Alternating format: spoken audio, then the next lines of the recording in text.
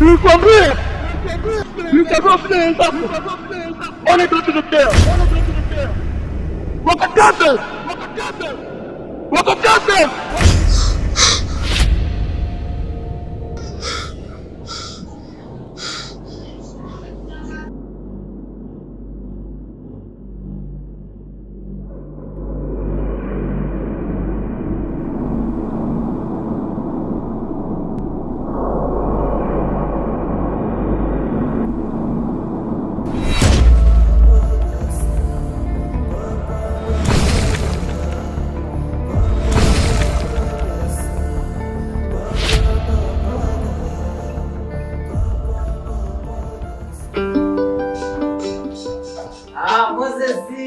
Kaka vipi? Aisee safi. Naona upo unapitia. Napitia neno kidogo, si unajua tena kuna. Sawa vipi lakini safari uhakika? Nakosaje ndugu yangu? Ile safari ya muhimu ndugu yangu. Ila mimi nimekuja kukupa taarifa kwamba rafiki yangu mimi kwenye safari sitoenda. Kuna tatizo?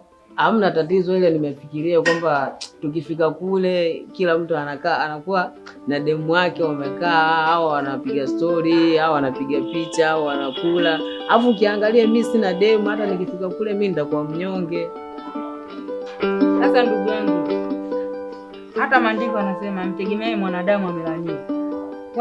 Kwa nini wewe ndugu yangu unamtegemea mwanadamu? Hebu kwanza ndugu yangu,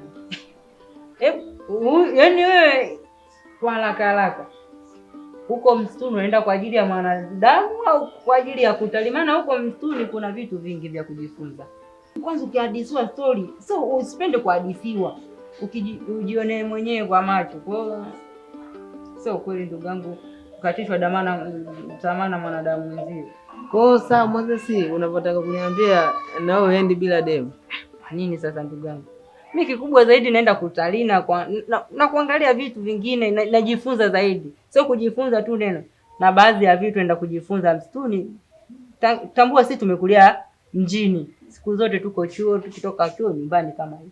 Kama ni hivyo sawa, yani tangu tumeanza urafiki, leo umeongea kitu cha maana sana. Sawa, hayo ndo maneno sasa kaka. Hapo kikubwa zaidi, kesho kajiandae upige unyama wako na wewe uonekane, tupige unyama, alafu ikifika muda siti yangu siti yako, alafu kikubwa zaidi naenda na hii hapa kitu.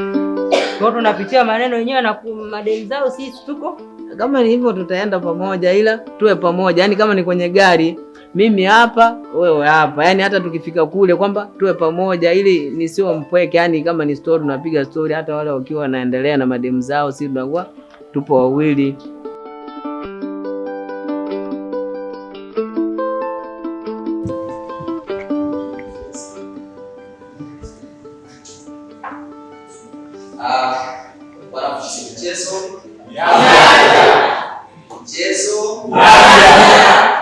Cha kwanza kabisa namshukuru Mwenyezi Mungu.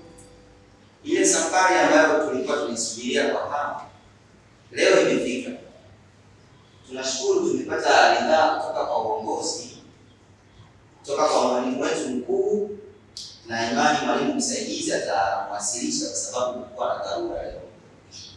Kesho tutakuwa na safari ya kuelekea kwenye msitu wa chungu cha moto, na imani kila mtu anajua hili swali. Sasa nimkaribishe mwalimu mkuu msaidizi ili azungumze na sisi mawili matatu, then tutaenda kujiandaa kwa ajili ya safari. Karibu. Asante mwalimu. Wanafunzi, michezo afya. Michezo afya. Kwanza ongeleni sana. Mmependeza sana. Lakini pia tumpongeze madam na hapa ametupia. Maneno ya Kiswahili wanasema amevunja kabati, si ndio Lakini pia niwashukuru sana, nikushukuru mwalimu kwa kunipa nafasi hii. Nipo hapa kama msaidizi mwalimu mkuu kwa sababu headmaster ana dharura. Kwa hiyo nipo hapa kwa ajili ya kumwakilisha headmaster, si ndio Kikubwa cha kwanza ambacho nahitaji kuzungumza na nyie, kwanza tuwe na nidhamu, si ndio Nidhamu ndo kila kitu, na kwenye safari yoyote lazima kuwe na viongozi, si ndio? Kwenye safari yenu mtaambatana na Madam Na pamoja na walimu wengine.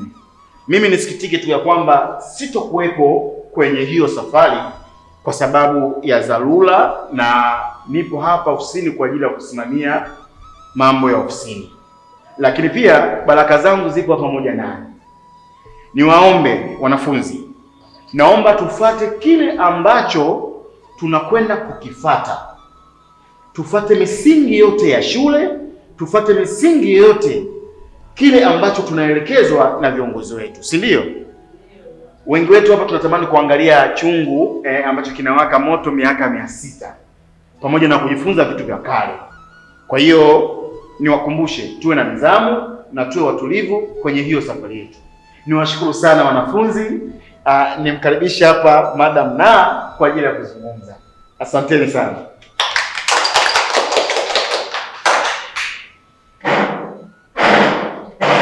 Mwalimu wangu hapa kwa kunipa nafasi. Wanafunzi, michezo? Michezo? Na tumaini kila mmoja wetu yuko sawa, au kuna yote ana changamoto hapa? Hamna. Basi kesho mimi nitakuwepo kama alivyosema hapa mwalimu mwenzangu. Tutaenda kujifunza na kufurahi. Asanteni sana. Niwatakie maandalizi mema. Nimkaribishe wadau wenzangu hapa.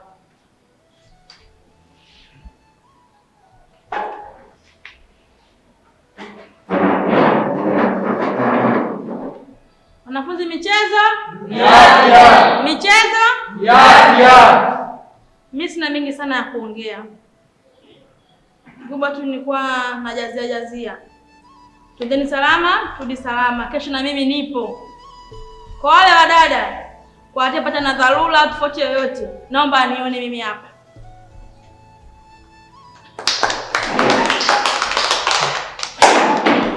Nashukuru sana mwalimu mkuu. Msaidizi. Michezo? Michezo? Sasa tumepata baraka zote kutoka kwa mwalimu mkuu msaidizi, na imani kila kitu kiko sawa. Na kwa upande wetu nafikiri tumemaliza. Labda kwa nyie wanafunzi, kuna yoyote mwenye maoni kuhusu safari yetu? Mwenye maoni? Okay, Mr. Abi, karibu. Asante mwalimu, mimi nashukuru mno. Tena nashukuru sana wanafunzi wenzangu, tungali wengi, tumekuja wengi sana. Nafahamu kila mmoja ana shauku ya kwenda kukitazama chungu cha moto miaka 600 mfululizo. Ni jambo zuri, twajenga historia yetu, si ndio? Lakini jamani, mimi nilikuwa na jambo moja tu. Tafadhalini, isije kaonekana kuongea hivi kwamba namkera mtu. Mie mwenzenu tangu twampanga hii safari takribani siku 7 mfululizo mpaka leo hii, usiku nkilala na kaota kabinti kangari kadogo, si chini ya miaka 12 11. Asemaje? Tusiende kwa msitu. Jamani, subirini jamani, tusiende kwa sababu sisi sio angali wasafi, hatutaweza kuhimili. Sawa, najua kila mmoja apende kwa sababu tuna shauku, lakini jiulize ndoto gani kila siku? Naombeni walimu, tuairishe twende hata bichi. Tafadhali jamani.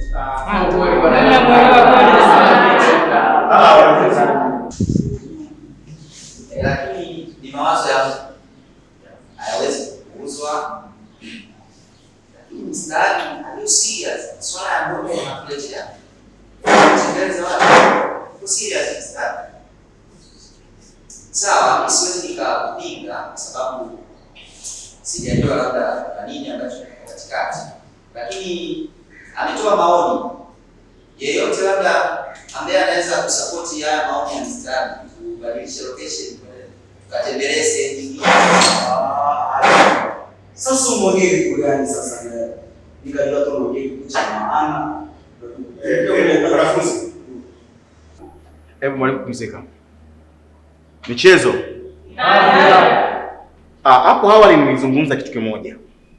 Cha kwanza cha kuzingatia kwenye hii safari yetu ni nidhamu. Na discipline ndio kila kitu Sijui tunaelewana? Ndio. Tujue ya kwamba hii safari tunapoelekea tupo na walimu. Kwa hiyo nisingependa tuvunje nidhamu zetu mbele ya viongozi wetu ambao tunawasimamia. Mwenzetu ametoa hoja yake. Kwa hiyo inapaswa tulichanganue hili na tushauriane kwa pamoja. Sijui tumeelewana wanafunzi? Ndio. Karibu mwalimu. Nashukuru. Wanafunzi, michezo? Haya. Nikiwa kama mwalimu wa michezo siko tayari kuaibika. Sasa hili lililotokea hapa iwe mwanzo na mwisho. Lisijirudie, tunaelewana eh? Ndio. Sasa Mr. Abi ametoa maoni. Tunatoa nafasi labda kama kuna mtu anaungana na Mr. Abi kwamba tubadilishe location, tuende sehemu nyingine. Ainue mkono wake juu. Kama unaungana na Mr. Abi kwamba safari tuahirishe, nyosha mkono juu. Wanaosema tuende? Mr. Abi umetoa maoni. Sawa. Inshallah.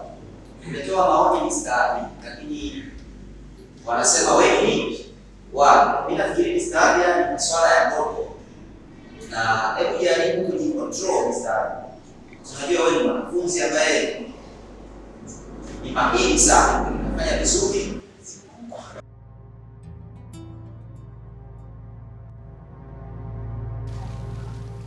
Mwalimu, nimewaita kwenye hiki kikao cha dharura kwa ajili ya kusisitiza hii safari. Na kama unavyojua, hawa wanafunzi ni watu wazima na wana akili timamu. Lakini wanapokuwa pamoja kwenye safari hii, wengi wao wanakuwa na akili za kitoto. Sasa ukiwa wewe kama kiongozi wao, unatakiwa uwaongoze vile inavyotakiwa. Tumekabidhiwa na wazazi wao, na kila mmoja ana mzazi wake ambao wana tabia tofauti tofauti. Kwa tujaribu kuwalinda kwa usalama zaidi. Na kingine cha zaidi na ni muhimu, tuhakikishe tunalinda mazingira ya watu kama tulivyoyakuta. Kinachotakiwa mtunze sana mazingira ya watu. Sawa sawa. Kama unavyojua, mazingira ukiyatunza nayo yatakutunza. Sawa wengi wao wanatamani kwenda kushuhudia yale mambo yetu ya kale, kuangalia kile chungu ambacho kinawaka moto miaka 600. Kwa hiyo kula twendi kwa ajili ya kucheza.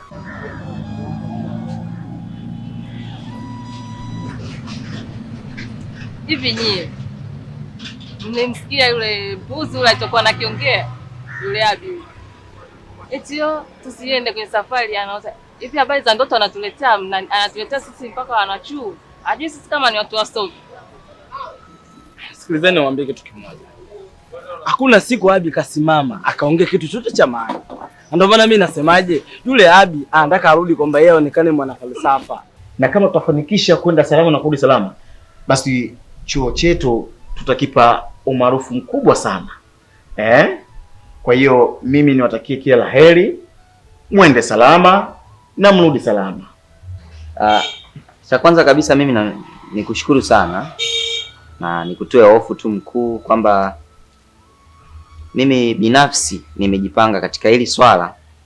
Nitapambana kwa kadri ya uwezo wangu ili nilisimamie vizuri.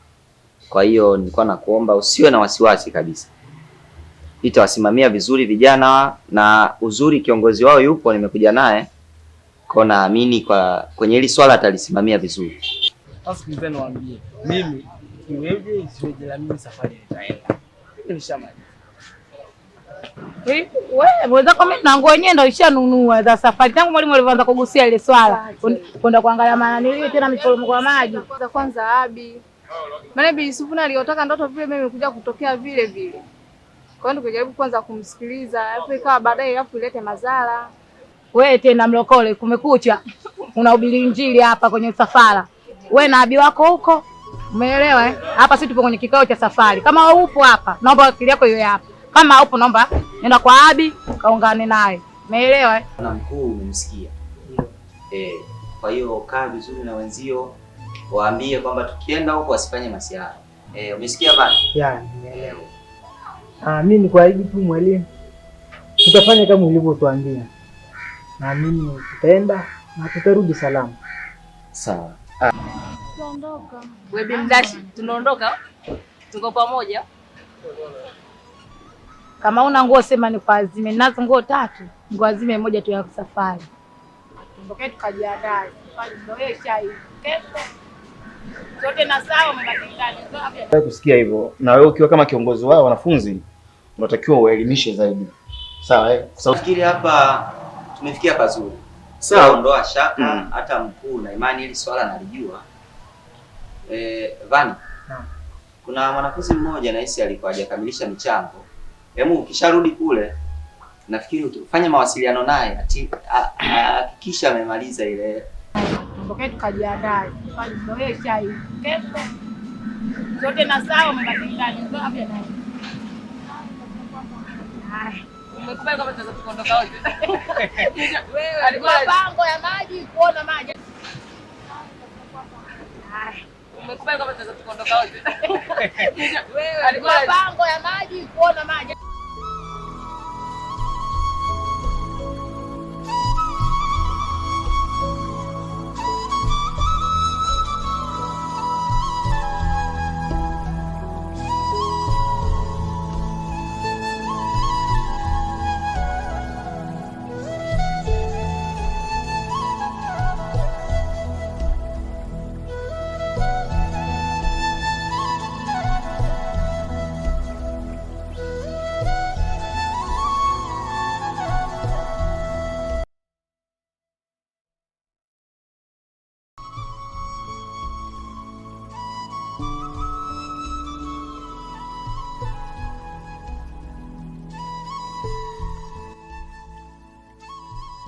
Haya, nawasikiliza.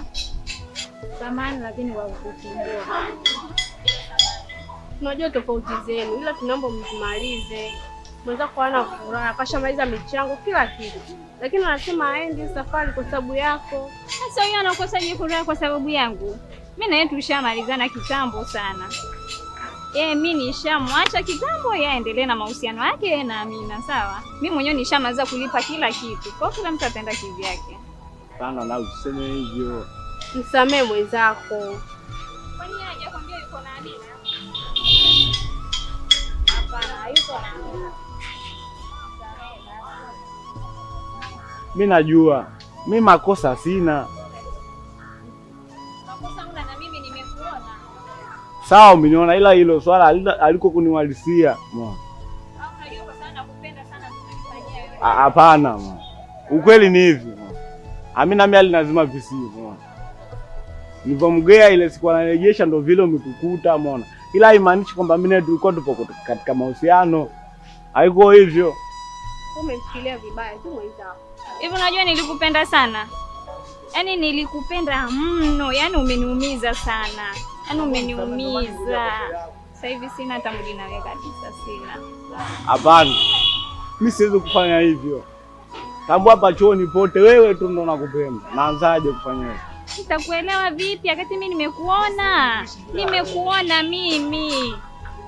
Mimi sikuwa kama nimuita, ni alirudisha kifaa changu. Alafu mimi Amina namchukulia kama dadangu, siwezi kufanya kitu kama hicho. Nielewe na. Alafu Amina mimi namchukulia kama dadangu. Dada yako anakutana jioni, mimi sipo. Mimi sikuwa nimuita, ni alikuwa anarudisha kifaa changu. Naomba nielewe. Hapana nakusema hivyo. Mwanzo tambua nakupenda basi. Mimi siwezi kumsamehe na usikose furaha kwa sababu yangu. Mimi na wewe tushaachana kitambo sana. Kila mtu afate maswala yake. Mwanzo tambua nakupenda basi. Umenichiti mimi? Seriously umenichiti mimi? Hai. Amina mimi nakufikiria kama dadangu. Kwa nini? Hapana, nimeumia sana. Au ulinichiti kwa sababu unajua nakupenda, kwa nini nitakusamea kirahisi rahisi? Hiyo kitu ni yakunaga kabisa. Mimi sikumuita. Ni yeye alikuja mwana. Mpaka nakuja hapa mbele yako nakuja kuomba msamaha kama hivi. Mimi nitaamini. Tambua kweli nakupenda. Shahidi huyu hapa. Je, kama umempanga? Madam Zuu, mimi siwezi kumpanga wewe Zuu. Mimi mwenyewe niliona. Hapana, nimeumia sana. Au ulinichiti kwa sababu unajua nakupenda, kwa nini nitakusamea kirahisi rahisi? Hiyo kitu ni yakunaga kabisa. Mimi siwezi. Unanifanyia hivyo kwa sababu unajua tu kiniomba msamaha kidogo na kusamea kwa sababu nakupenda, si ndio? Hapana. Unajua unanitesa sana. Naomba unisamehe sana, elewa. Mimi nimekukwaza. Sijakataa, ndio maana nimekuja mbele yako, nimekuja kuomba msamaha. Naomba nielewe hata kidogo. Angalia mwenzio anavyoumia kwa ajili yako. Mimi moyo wangu utaweka wapi? Kwa sababu unajua nakupenda, nitakusamehe tu, si ndio? Mwenzio naumia, sitaki nikupoteze. Umeniumiza sana, yani umeniumiza. Yaani roho inaniuma mimi. Naam, samehe. Sawa, ila sio kweli. Mimi siko naye Amina katika mahusiano. Amina mimi ni mwanafunzi mwenzangu, mbona mchukulia kama dada? Sawa, ni mgeni hapa tu. Sina mchukulia kama dadangu. Samehe. Tambua nakupenda. Mimi siwezi kuishi bila wewe. Kwa nini? Hao natakapo uje kusikia siku umejinyonga. Naweza nikakusamehe, lakini ukirudia na nyie akirudia sintokaa nimsamehe tena.